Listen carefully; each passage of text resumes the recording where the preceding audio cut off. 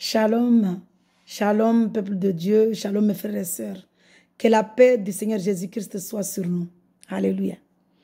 Le Seigneur Jésus-Christ vous aime et moi je vous aime de l'amour du Seigneur Jésus-Christ. C'est pourquoi je suis là matin, midi, soir pour nous rappeler de la parole de Dieu, de la vie éternelle, que nous sommes des morts, nous allons mourir et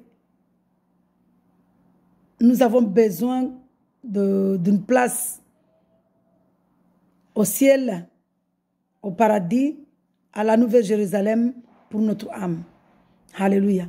Je vais faire une vidéo sur Jésus et la femme adultère. La femme adultère ici représente le peuple, nous les pécheurs. La femme adultère, c'est nous, en tant que pécheurs.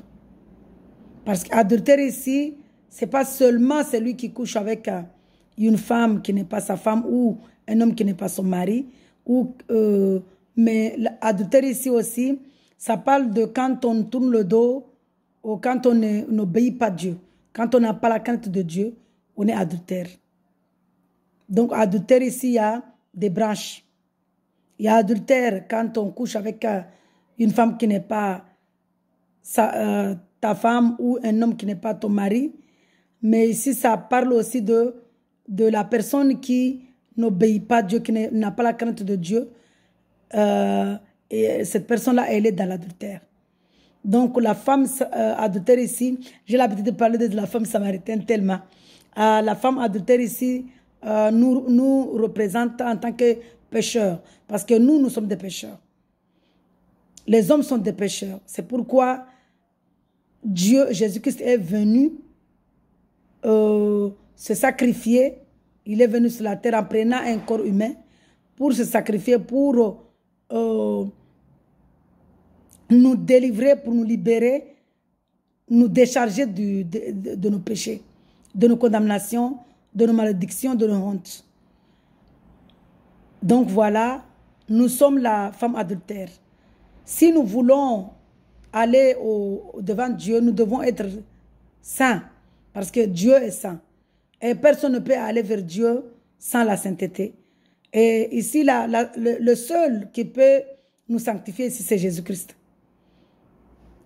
Il n'y a que Jésus qui peut nous sanctifier. Il n'y a que Jésus en tant que Dieu. Lui-même, il est le Dieu véritable. Il n'y a que Jésus-Christ qui peut nous amener à la sanctification. Il n'y a que lui. Si nous voulons aller au royaume de Dieu, à la Nouvelle Jérusalem, si nous voulons que notre âme puisse avoir du repos après la mort, parce qu'il y a deux morts. La première mort, c'est quand on n'est pas avec Dieu, quand on ne croit pas à Jésus-Christ, on est mort, on sent mauvais. Et la deuxième mort, c'est la mort, soit aller au séjour de mort, soit aller au repos. Quand on parle ici de repos, c'est-à-dire, nous savons tous que c'est lui, l'âme qui n'est pas avec Dieu, ce sont les esprits mauvais qui viendront malheureusement prendre cette âme-là. Mais l'âme qui a accepté Jésus, qui est dans la sainteté, cette âme-là, ce sont les anges qui viendront prendre, les anges de Dieu qui viendront prendre cette âme pour le repos, en attendant le jour du jugement. Et après le jugement, nous serons dans la ville qui s'appelle Nouvelle Jérusalem céleste. C'est le paradis. Alléluia. Du coup, avant de commencer l'œuvre de Dieu, comme j'ai déjà dit qu'aujourd'hui, je vais faire Jésus et la femme adultère, je me humilie devant Dieu parce que Dieu, il est là. Il est là partout. Il est là partout. Le monde, pour Dieu, représente une goutte d'eau. Donc, nous ne sommes rien vers Dieu. Nous sommes une goutte d'eau. Le monde entier, nous sommes une goutte d'eau. Donc voilà, Dieu est avec nous. Dieu, il est là. Il est dans nos cœurs. Nous avons besoin de lui. C'est lui qui nous souffle la vie parce que sans lui, nous ne pouvons pas avoir la vie. Nous ne pouvons pas survivre. Donc c'est lui qui nous souffle la vie, qui nous donne le souffle de vie. Donc je m'humilie devant Dieu, Père éternel, Père céleste, au nom de Jésus-Christ. Nous voici, Père éternel, devant toi. Tu es là.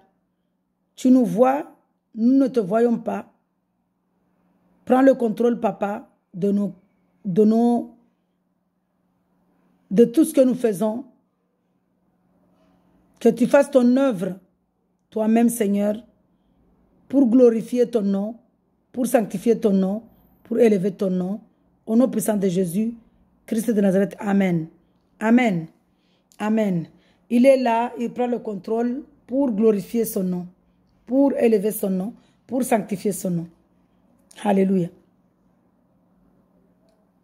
Je vais lire la parole de Dieu. C'est dans Jean 8, Jean chapitre 8, à partir du premier verset. Le sujet, c'est Jésus et la femme adultère. J'ai lu la parole de Dieu avec amour et respect. Au nom de Jésus, Christ de Nazareth. Amen. Amen. J'ai déjà fait une vidéo en notre langue shimaoré, mais il y a beaucoup de nos jeunes aujourd'hui qui ne savent pas, qui ne comprennent pas très bien la langue shimaoré. C'est pourquoi j'ai fait la vidéo en français. Moi, je ne connais pas le français, mais le Dieu que j'adore, Jésus-Christ, est là. C'est lui qui prend le contrôle. Moi, je ne connais pas parler en français.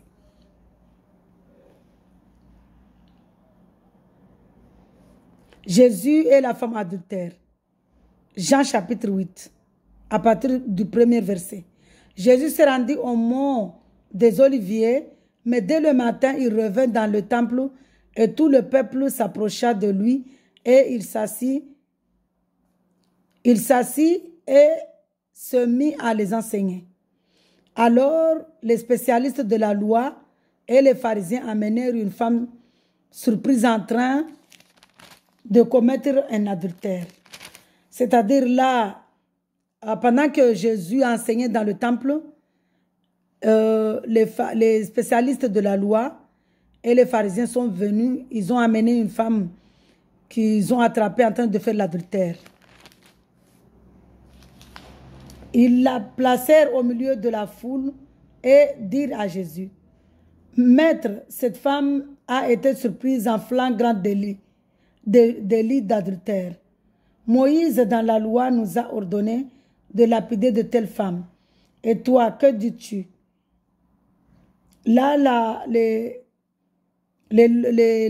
spécialistes de la loi et les pharisiens ont amené la femme, ils l'ont placée au milieu, ils sont en train d'expliquer à Jésus ici que Moïse leur avait donné l'ordre de lapider la femme qui fait l'adultère.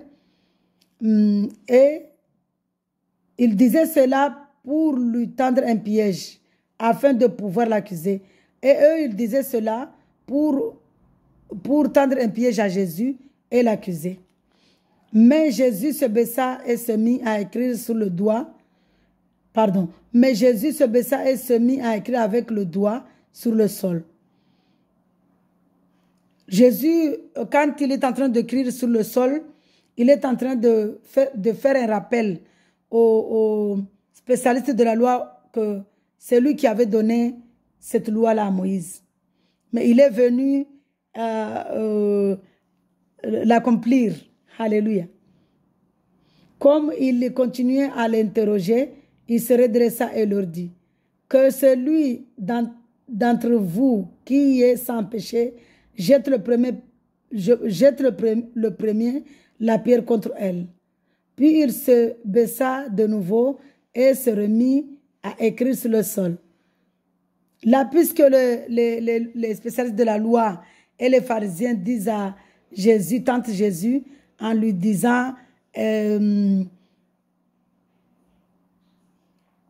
Moïse leur a donné le droit de lapider une telle femme, Jésus leur dit que celui qui n'a pas de péché lui jette le premier la pierre à cette femme.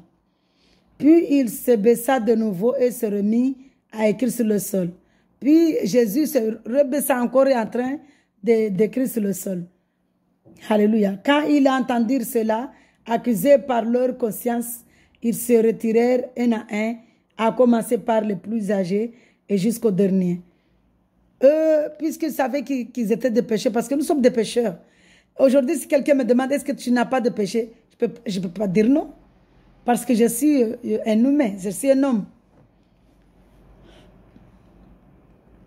Quand il entendit ça, cela, accusé par leur conscience, ils retirèrent un à un.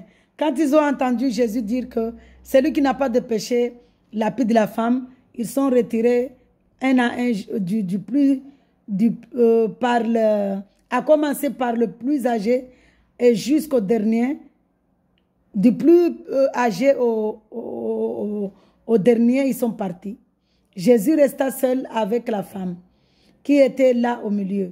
Alors il se dressa et, ne voyant plus qu'elle, il lui dit, « Femme, où sont ceux qui t'accusent?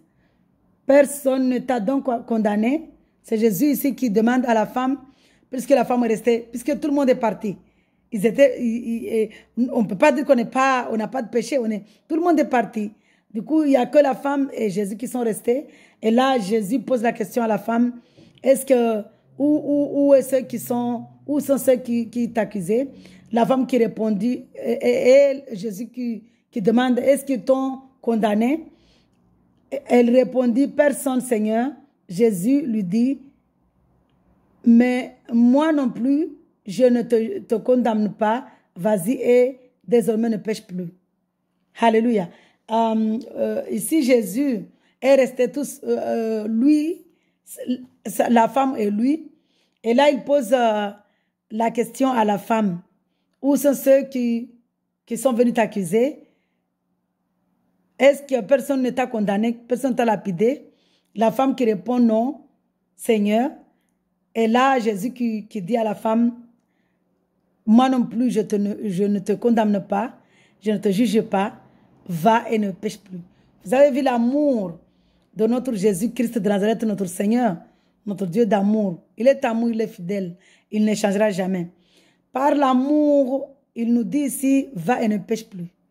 Il n'a pas lapidé la femme, il n'a pas condamné la femme, il n'a pas jugé la femme, il n'a pas demandé à la femme pourquoi tu as fait cela.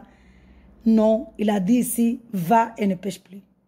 C'est-à-dire quand on accepte Jésus-Christ, puisque la femme est restée avec Jésus, c'est-à-dire qu'elle a accepté Jésus en tant que son sauveur et son Seigneur personnel. Donc là, Jésus la pardonne. Il lui dit, va et ne pêche plus. C'est-à-dire, la femme a accepté que Jésus a versé son sang au calvaire à Golgotha pour crucifier ses péchés à la croix. Et là, il a pris la décision de suivre Jésus. Et Jésus lui dit, va, ne pêche plus, parce que je suis avec toi. Jésus va la briser, elle ne pêchera plus. Donc la femme ici représente le peuple de Dieu, nous les pécheurs. La femme représente tout le monde. La femme adultère ici nous représente parce que nous sommes des pécheurs. Mais une fois que nous acceptons Jésus, que nous croyons à Jésus-Christ, il nous brise pour nous accompagner, nous instruire, nous amener dans la sanctification. Alléluia. Dans la lumière, dans la sanctification, dans la propreté, dans la sainteté. Parce que Dieu est saint. Sans la sainteté, on ne peut pas avoir Dieu. Donc Jésus, Christ, en tant que Dieu lui-même, il s'est humilié. Il est venu se faire un corps pour crucifier nos péchés à la croix, pour nous libérer. Parce que puisqu'il avait dit, à la Genèse, il avait dit au serpent, la descendance de Ève viendra écraser ta tête. Personne ne peut voir un esprit, parce que Satan, c'est un esprit. Le serpent ici représente Satan, et Satan, c'est un esprit. Personne ne peut le voir à part Dieu. Dieu est esprit saint, Satan est esprit mal. Donc, pour écraser la tête de Satan ici, Dieu maintenant va prendre un corps humain qui est le corps qu'il a créé dans le ventre de Marie avec de l'eau et du sang. Donc voilà, Dieu est amour. Je fais une synthèse que Dieu est amour. Dieu, il est merveilleux, il est amour. Il nous aime tellement, il nous aime beaucoup.